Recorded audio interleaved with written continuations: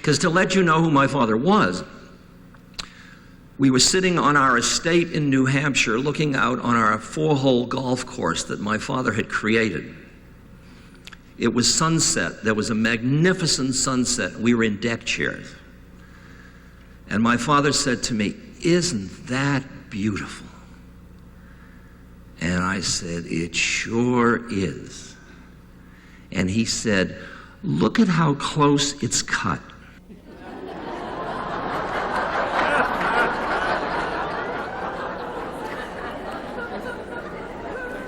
And now, here was my father, smiling, and he and I were holding hands looking at the sunset.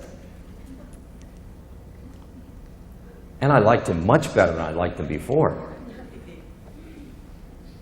So my brother came in, who never got along with him. Said, "Hi, Dad, how you doing?" My father just smiled at him. My brother went out and said, "That bastard, he still won't speak to me."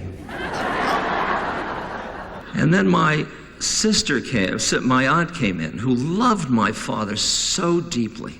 He had taken care of all of his sisters and brothers after the father died. She just treasured him. She said, "George, how are you?" And he just smiled at her.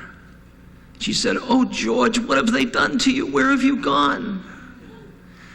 And I sat there, he and I holding hands looking at the sunset. And I thought, what's going on here? They're both miserable because they're holding on to who he used to be. So they can't even be with who he is.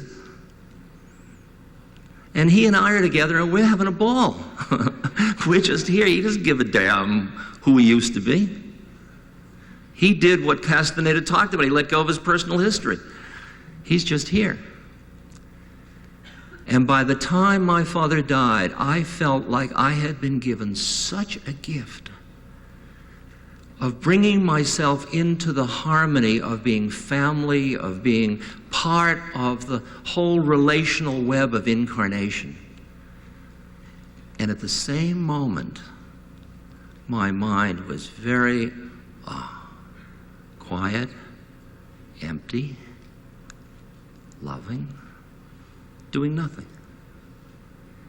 And in that sense, taking care of my father was my spiritual practice for remembering God. And finally, my father and I, the remembrance of God was that finally, Dad and I were just hanging out through the process of taking care ofness. But who was doing the taking care didn't matter anymore. Nobody gave a damn.